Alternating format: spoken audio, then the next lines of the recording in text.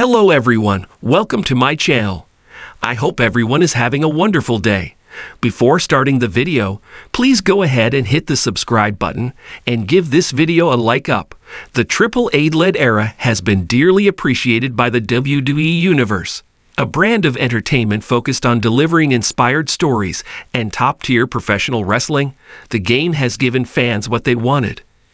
Under the King of Kings' creative leadership, the bloodline prospered, Cody Rhodes finished his story, and LA Knight and Jey Uso finally received well-deserved pushes.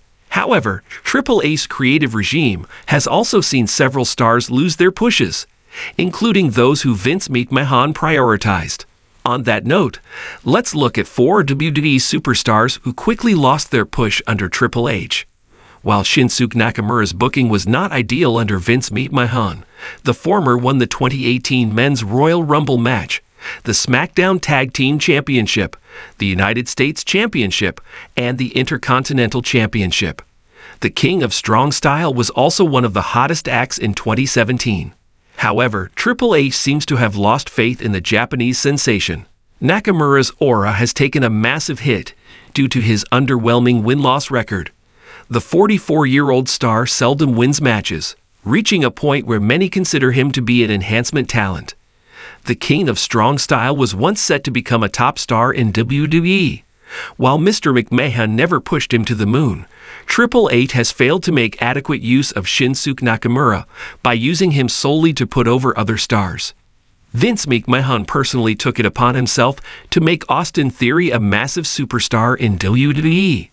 Mr. McMahon became his on-screen mentor, and Theory was placed in marquee feuds with names such as Pat McAfee. Theory also won the Money in the Bank contract and the United States Championship in the final months of Mr. McMahon's creative regime. However, the 27-year-old star's momentum took a hit once Triple H took over as the chief content officer of WWE. Things began to improve as Theory regained the United States Championship and defeated John Cena at WrestleMania 39. Unfortunately, that was the height of his career, at least until now. The remainder of his title run following the show of shows was largely underwhelming. Theory was buried by The Rock and McAfee on SmackDown last October. He soon entered the tag team division and allied with Grayson Waller.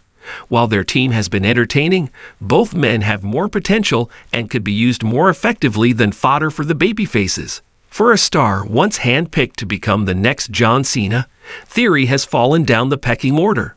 Vince McMahon always loved pushing larger-than-life superstars. Andre the Giant, Big Show, and the Great Khali all had Hall of Fame careers in WWE. It felt as if Omos was also set to receive a massive push from Mr. McMahon. Unfortunately, the Nigerian Giant's push was cut short once Mr. McMahon lost power. Triple H has sparingly used Omos. Although the 7-footer impressed in his outings with Brock Lesnar and Seth Rollins, the game has struggled to give the 30-year-old star meaningful roles. Mr. McMahon paired Omos with AJ Styles and gave the Nigerian Giant a solid push. Triple H, thus far, has not shown the same level of interest. Braun Breaker has received a decent push under Triple H's creative regime. The Big Bad Booty Nephew received plenty of TV time to show fans his insane athleticism. Breaker also became the Intercontinental Champion by defeating Sami Zayn at SummerSlam 2024. However, Braun has all the tools to become the next Brock Lesnar in WWE. Unfortunately, he has not received the creative support necessary to fill such a role. Before he finally won the Intercontinental Championship, the 26-year-old star lost to Zayn at Money in the Bank. Breaker's title reign recently ended when Jey Uso dethroned the former during the latest episode of Raw. It seems as if he is being billed as a stepping stone for top underdog babyfaces. Braun's booking has not been underwhelming, but it could improve to give him a larger and more important role suited to his character. In the ever-changing world of professional wrestling, superstars can rise and fall faster than many can keep track. For those who have followed WWE over the years, the transition from Vince McMahon's leadership to Triple H's creative direction has brought with it a lot of change. Under Triple H's regime, several new faces and familiar stars were given opportunities to rise to the top, but not all of them managed to maintain their momentum. Here's a closer look at 4 WWE stars who, despite receiving a strong initial push under Triple H, quickly lost their spot in the spotlight. Karrion Kross is perhaps one of the most high-profile examples of a talent who appeared to be on the verge of stardom, only to have his push under Triple H's regime fizzle out. When Triple H took over creative following Vince McMahon's retirement in 2022, Kross was one of the most intriguing acquisitions. Kross, along with his wife and manager Scarlett Bordeaux, was reintroduced to the main roster with great fanfare in August 2022, complete with an ominous presentation and strong promos that seemed to signal a major push. Initially, fans were excited by the potential of Kross as a top heel, especially after his successful run in NXT. His dark and mysterious persona, combined with the physical presence he brought to the ring, was seen as a strong asset to the main roster. But as the months went by, Kross' push quickly lost steam. While the initial build-up made it seem like Kross would be positioned for a major feud, he quickly became involved in uninspired storylines, including a forgettable feud with Drew McIntyre. These lackluster matches and the absence of a compelling storyline for Kross to sink his teeth into led many to wonder if WWE truly saw him as a long-term top player. The problem wasn't Kross' ability in the ring or his character. It was that WWE, under Triple H, seemed unsure of what to do with him once he had arrived. The promise of an imminent main event push quickly dissipated, and Kross was reduced to mid-card status, a far cry from the ominous force he was initially presented as. Lacey Evans' rise to prominence in WWE was always filled with highs and lows, but under Triple H's regime, it seemed like her push was destined for greatness, only for it to fall apart just as quickly. After a lengthy hiatus in 2022, Evans returned with a new character direction, seemingly poised to take on a more serious and disciplined persona that would have set her up as a credible contender for top female titles. Evans' character refresh was marked by a series of vignettes where she shared her backstory, emphasizing her military background and tough persona. For a while, it seemed as though WWE was finally positioning her for a big run. She was given multiple opportunities on TV to build her character, and the vignettes had the potential to generate interest in her. However, much like Kross, Evans' momentum was killed by a lack of proper direction. In the ring, Evans was competent, but never had the standout matches needed to carry her to the top. The matches with top female stars felt uninspired, and the momentum she generated in the build-up to her return was quickly overshadowed by a lack of meaningful storylines. Evans never really found a consistent role, and just as quickly as she was pushed, she was relegated back into the lower mid-card without a real feud to propel her forward.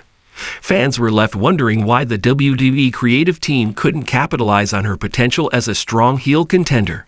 Dexter Lumis, an enigmatic and silent character with a dark, almost horror movie-inspired persona, was another star whose push seemed promising under Triple H. Lumis made his return to WWE in late 2022, and his weird, stalker-like character seemed tailor-made for a compelling story arc.